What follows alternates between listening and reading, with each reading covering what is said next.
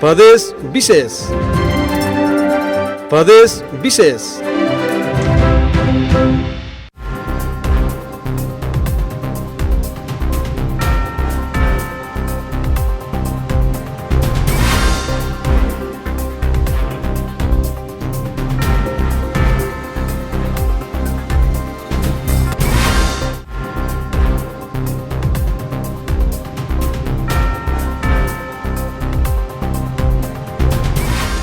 नमस्कार श्रोता, प्रदेश विशेषमा यहाँलाई स्वागत छ। रेडियो कान्तिपुरको नियमित कार्यक्रम प्रदेश विशेषको सुरुमा आज हामी कोशी प्रदेशको प्रसङ्ग प्रस्तुत गर्दैछौँ।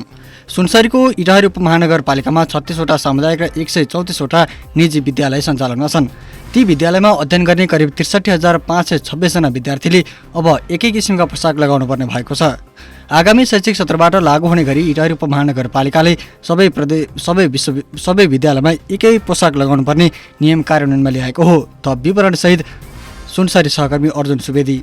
शैक्षिक क्षेत्रको गुणस्तर सुधारका लागि भन्दै इटहरी उपमहानगरपालिकाले पोसाकमा एकरूपता ल्याउन महत्त्वपूर्ण निर्णय गर्दै कार्यान्वयनमा ल्याउने जनाएको छ। यस्तै निजी विद्यालयहरूले विद्यालय हाताभित्रैबाट पाठ्य पुस्तक तथा अन्य शैक्षिक सामग्री बिक्री वितरण गर्दै आएका थिए। उपमहानगरपालिकाले गरेको निर्णय अनुसार अब कुनै पनि विद्यालयहरूले विद्यालय हाताभित्र पाठ्य पुस्तकदेखि शैक्षिक सामग्री बिक्री वितरण गर्न प्रतिबन्ध लगाइएको छ। विद्यालयले आफैले पोसाकदेखि किताब, कापी, शैक्षिक सामग्री बिक्री वितरण गर्ने आफूले तोकेकै पसलबाट खरिद गर्नुपर्ने दबावलाई अन्त्य गर्न यस्तो निर्णय गरिएको इटहरी उपमहानगरपालिकाका नगर प्रमुख हेमकर्ण पौडेलले जानकारी दिनुभयो। अभिभावकलाई दिइने दबाव, प्रभाव, आर्थिक भारको अन्त्य गर्दै सबै विद्यालय र विद्यार्थीमा एकरूपता ल्याउन शैक्षिक सुधारका लागि निर्णय गरिएको नगर प्रमुख पौडेलको भनाइ छ। लामो समयदेखि यो ड्रेसको विषय जुन थियो, यो चाहिँ हामीले सामुदायिक र संस्थागत विद्यालयका विद्यार्थी बीचमा, अभिभावक बीचमा पर्ने एउटा मनोवैज्ञानिक दुष्प्रभाव छ, जुन नकारात्मक प्रभाव छ, त्यो घटाउने र यसको गुणस्तर वृद्धि गर्ने कुरामा समान ढङ्गले सबैलाई चाहिँ एउटा अपनत्व अनुभव होस् भन्ने हिसाबले यो हामीले निर्णय गरेको। उपमहानगरपालिकाले गरेको निर्णयलाई अभिभावकहरूले भने खुसी हुँदै स्वागत गरेका छन्। इटहरी नौकी अभिभावक यशोदा खतिवडाले उपमहानगरले गरेको निर्णय आफूलाई राम्रो लागेको बताउनु भयो। धेरै बोर्डिङ स्कुलहरूले विभिन्न बहानामा दुःख दिने गरेको अवस्थामा उपमहानगरको यस्तो निर्णयले आफूलाई खुसी तुल्याएको उहाँको भनाइ छ। एकदम सकारात्मक रूपमा लिन्छौँ हामीले। यो एउटा म अभिभावक हो, स्कुल एउटा कुनै विद्यार्थीको अभिभावक हो, त्यसको लागि उपमहानगरपालिकाले त्यो निर्णय गरेको छ। मारमा परिरहेको थियौँ, धेरै बोर्डिङहरूले धेरै गरिरहेको थियो, हामीलाई अलिकति गाह्रो भइरहेको थियो। जनतालाई यो महँगीको भारमा केटाकेटीलाई पढाउन एकदम गाह्रो परिरहेको थियो। उहाँले ड्रेसदेखि लिएर सुधार्नु काम गर्दै हुनुहुन्छ। हामी धेरै खुसी छौँ। यता एउटै पोसाकको विषयमा गरिएको निर्णयमा सुरुवातमा असन्तुष्टि जनाएको निजी विद्यालयको छाता संगठनले पछि त्यसलाई कार्यान्वयन गर्ने प्रतिबद्धता जनाएको छ। विद्यालय पोसाक परिवर्तन गर्दा अभिभावकलाई आर्थिक भार पर्ने भए पनि सबैले आग्रह गरेपछि यो निर्णयलाई स्वीकार गरेको प्याप्सन नगर समिति इटहरीका अध्यक्ष पुण्य प्रसाद सापकोटाले बताउनु भयो। बहुमत सबै साथीहरूको चाहिँ त्यही देशकै कारणले चाहिँ शिक्षाको गुणस्तरमा कायम गर्ने कुरामा असर पुर्याएको छ। त्यसले चाहिँ एउटा विद्यार्थीको चाहिँ मनोबलमा वृद्धि ल्याउँछ भन्ने कुरा आइसकेपछि त्यसलाई इटहरी नगर प्याप्सनले पनि स्वीकार्यो र हामी यसलाई एकरूपता ल्याउँछौँ, त्यो कार्यान्वयन हुन्छ। उपमहानगरले निजी विद्यालयहरूको स्तरीकरण गर्दै भर्ना शुल्क, मासिक शुल्क लगायतका शुल्कहरू तोक्ने जनाएको छ। यसरी तोकिएको शुल्क भन्दा बाहिर गएर कुनै पनि शुल्क लिन पाइने छैन। यस्तै इटहरी उपमहानगरले जनप्रतिनिधि, सरकारी सेवाका शिक्षक, कर्मचारी तथा कुनै पनि लाभको पद धारण गरेका व्यक्तिका सन्तानहरूलाई सामुदायिक विद्यालयमै पढाउनु पर्ने नियम पनि लागू गरेको छ। नगर शिक्षा समिति मार्फत गरिएका निर्णय कार्यान्वयन हुने शिक्षा, युवा तथा खेलकुद महाशाखा प्रमुख द्रोण दाहालले बताउनु भयो। निर्णयलाई कार्यान्वयन नगर्ने निजी तथा संस्थागत विद्यालयहरूलाई कारबाही गर्ने अधिकार शिक्षा ऐनले नै व्यवस्था गरेको हुँदा निर्णय अवज्ञा गर्ने विद्यालयलाई कारबाही गर्ने प्रमुख दाहालको भनाइ छ। एउटा नगर शिक्षा समितिले गरेको निर्णय ऐनमै हाम्रा शिक्षा ऐन 2079 मा उल्लेख भएकै कुरा छ। निर्णय नगर शिक्षा समिति अथवा इटहरी उपमहानगरपालिकाले गरेका निर्णयहरू विरुद्धमा लाग्ने वा निर्णय बमोजिम काम नगर्ने जुन संस्थागत अथवा सामुदायिक विद्यालयहरू छन्, ती विद्यालयहरूलाई कारबाही गर्ने कुरा उल्लेख गरिएको छ। शैक्षिक गुणस्तर सुधारका लागि भन्दै उपमहानगरले गरेको निर्णयलाई अभिभावकदेखि अन्य शैक्षिक सरकारवालाले स्वागत गरेका छन्। तर भएका निर्णयहरूको कार्यान्वयन कस्तो होला भन्ने धेरैले चासोका साथ हेरेका छन्। प्रदेश विशेषका लागि अर्जुन सुवेदी, सुनसरी।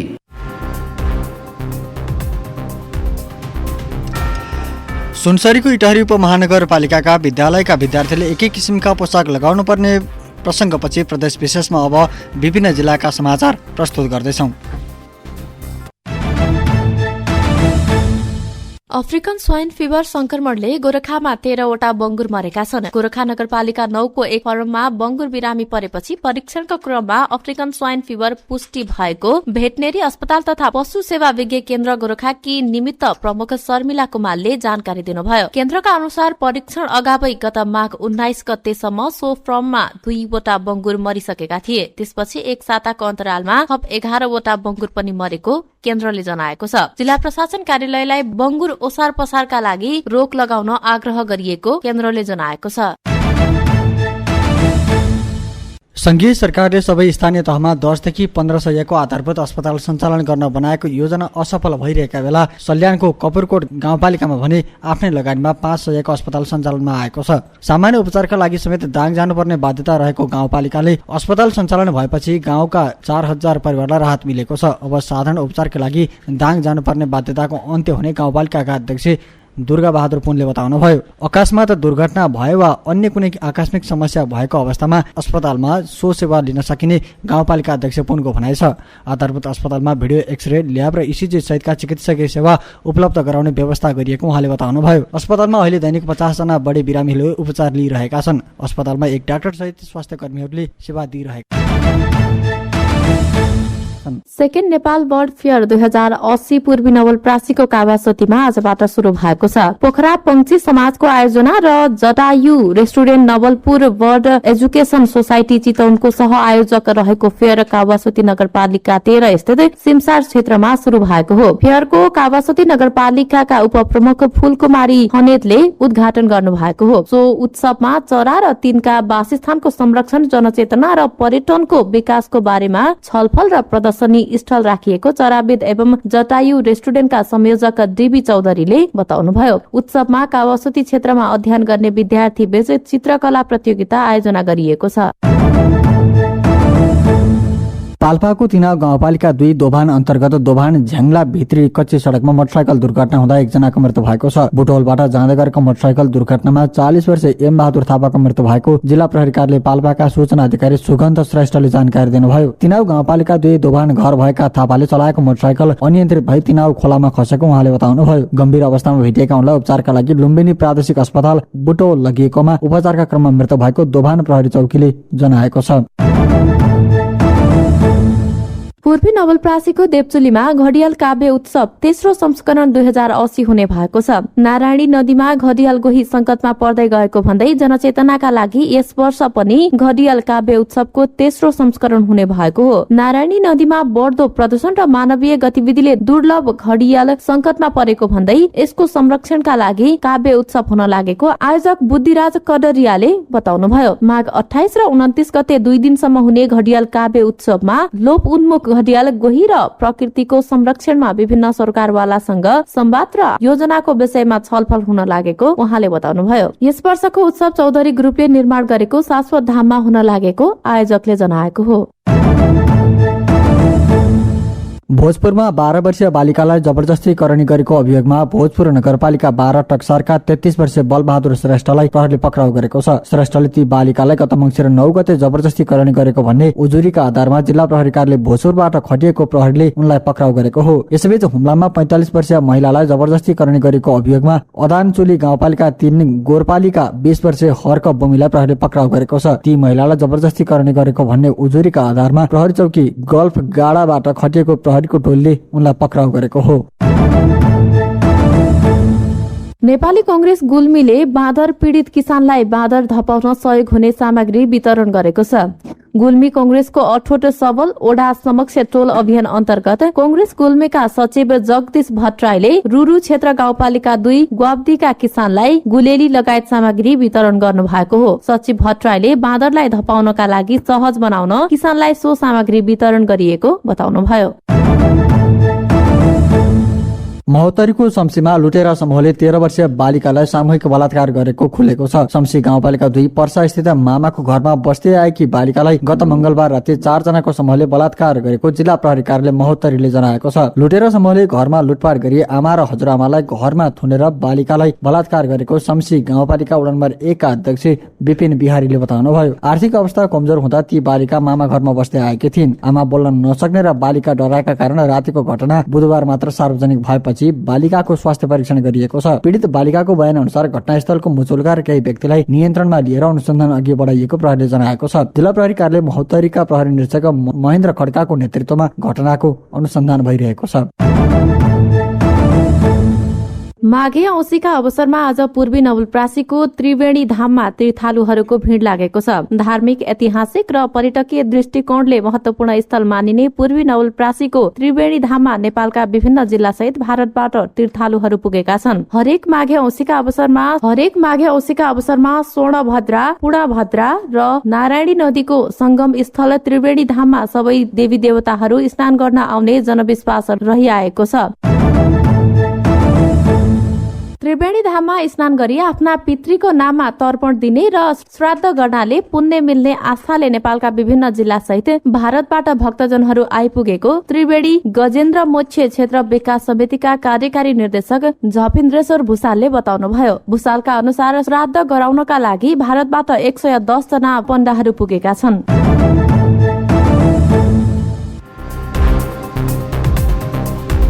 विभिन्न जिल्लाका समाचारपछि प्रदेश विशेषमा अब हामी बागमती प्रदेशको प्रसङ्ग प्रस्तुत गर्दैछौँ।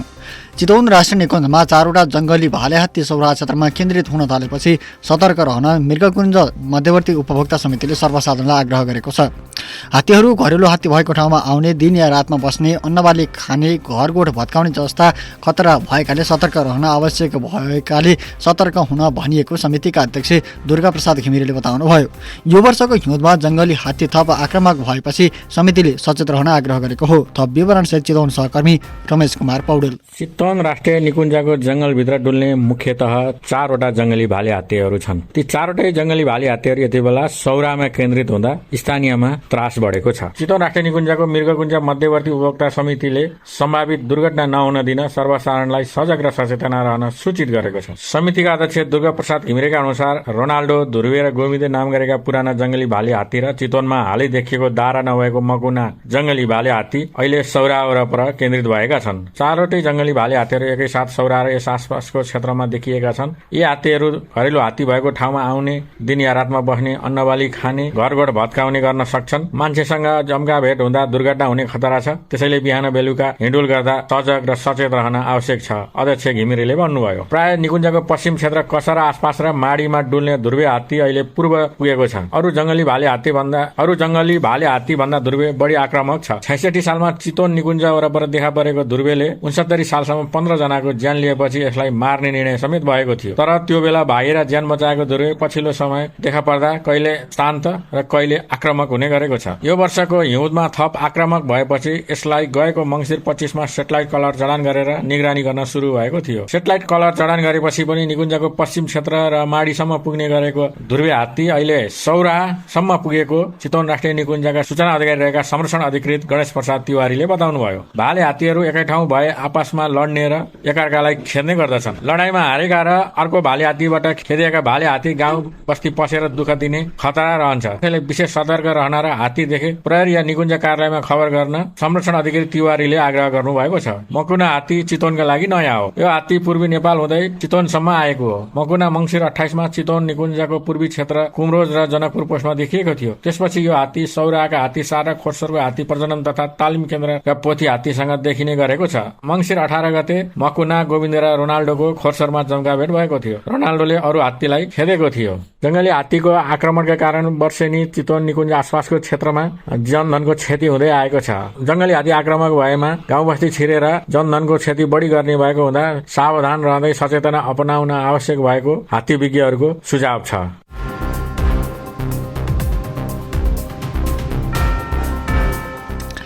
चितवन राष्ट्रिय निकुञ्जमा 4वटा जङ्गली भाले हात्तीले सुरक्षा चुनौती बढाएको प्रसङ्गपछि प्रदेश विशेषमा अब पालो भएको छ। ब्रेकपछि हामी गण्डकी र सुदूरपश्चिम प्रदेशको प्रसङ्ग लिएर उपस्थित हुनेछौँ। रेडियो कान्तिपुर सुन्दै गर्नुहोला।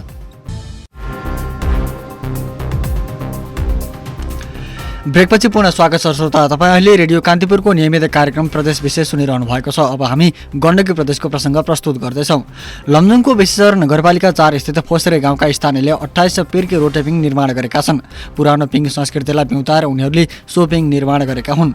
निर्माण गरिएको सो पिङ अहिले सो क्षेत्रमा पुग्ने पर्यटकको रोजाइमा समेत पर्ने गरेको छ। स्थानीय तह र गाउँलेले रकम उठाएर सो पिङ निर्माण गरेको प्रसङ्गसहित लमजुङ सहकर्मी आश गुरुङ।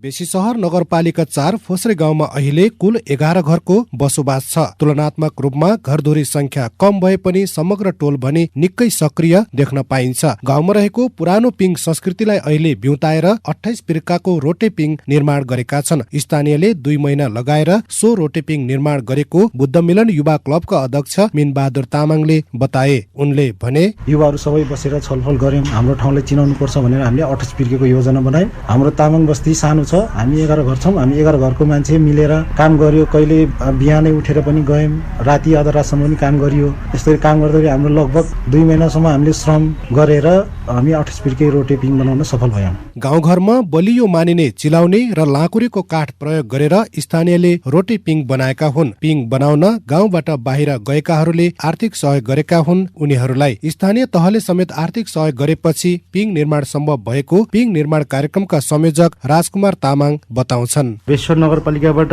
रु 1.5 लाख जति सहयोग गर्नुभयो। वडा नम्बर 4 बाट रु 20,000 र अन्य रकमहरू चाहिँ वैदेशिक रोजगारमा भएका साथीभाइहरूले छरेर बसेका चेलीबेटीहरूबाट नि अलिअलि सहयोग गर्नुभएको।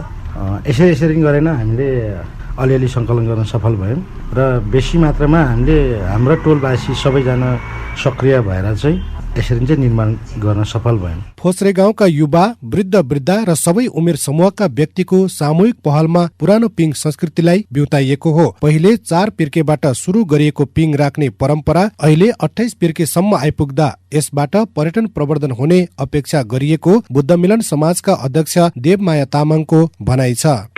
हाम्रो गाउँमा 4 पिर्के थियो, अनि 8 पिर्के, 12 पिर्के, 16, 24 पिर्काको यसरी निरन्तरै हो हाम्रो गाउँमा। अनि अहिले चाहिँ हाम्रो अब लोभ हुँदै गएको थियो। हामीले 24 पिर्के कति सालमा थाप्यो, कति सालमा छोड्यो है। धेरै साल भयो हामीले 24 पिर्के बनाएर छोडेको। यसै अब लोभ भइराखेको। अब यसै हामी पनि अब लोभ समय परिवर्तन हुँदै आछ, हामी पनि लोभ भएकोमा जोगाउँ भनेर अहिले हाम्रो 28 पिर्के हालेछु।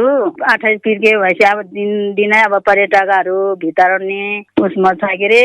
फोस्रेका तामाङ समुदायले 2860औं सोनाम लोछार पर्वको अवसरमा लोकदोहोरी गायक राजु परियार, मीना लामा समेतलाई बोलाएर पिङको भव्य उद्घाटन गरिसकेका छन्। पिङको उद्घाटन गरेका बेसीसर नगरपालिका प्रमुख गुमान सिंह अर्यालले मौलिक कला र संस्कृतिको जगेर्नामा आफ्नो सहयोग रहने बताउँदै भने, पसिना बगाउनु भएको छ, धेरै मेहनत गर्नु भएको छ, यो काम सम्पन्न गर्नु भएको छ। उहाँहरूको साहस, उहाँको दृढताले पर्यटकीय हिसाबले पनि महत्त्वपूर्ण साबित हुन आयो यति बेला। किनभने यो पिङ हामीले देखेका छौँ, यसले हामीलाई लोभ्याएको छ। पिङ मात्र होइन, यहाँबाट देखिने हिँड्ने श्रृङ्खलाहरू झन् महत्त्वपूर्ण छन्। यहाँबाट देखिने गाउँ घर झन् महत्त्वपूर्ण छन्। त्यसैले यस्तो रमाइलो ठाउँमा जुन खालको काम गर्नुभएको छ यो सराहनीय छ, सम्मान योग्य छ, कद्दर लायक छ।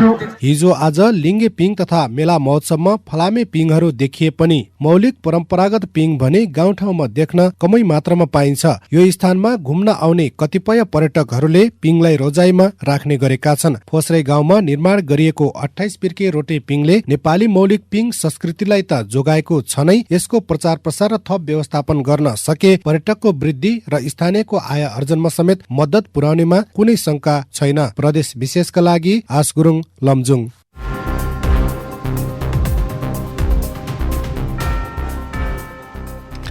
लमजुङमा 11 घरधुरी बसोबास गर्दै आएको फोस्रे गाउँका स्थानीयले पुरानो सांस्कृतिक पिङ निर्माण गरेको प्रसङ्गसँगै आजको प्रदेश विशेष यही सकिन्छ। समय अभावका कारण सुदूरपश्चिमको प्रदेशको प्रसङ्ग भने आज प्रसारण गर्न सकेन। सो प्रसङ्ग भोलि प्रस्तुत गर्नेछौँ। आजका लागि यही नै प्रसङ्ग सहित भोलि पुनः विभिन्न प्रदेशका गतिविधि समितिको सामग्रीका साथमा उपस्थित हुनेछौँ। रेडियो कान्तिपुर सुन्दै गर्नुहोला। नवीन बिदा हुन्छु। नमस्कार।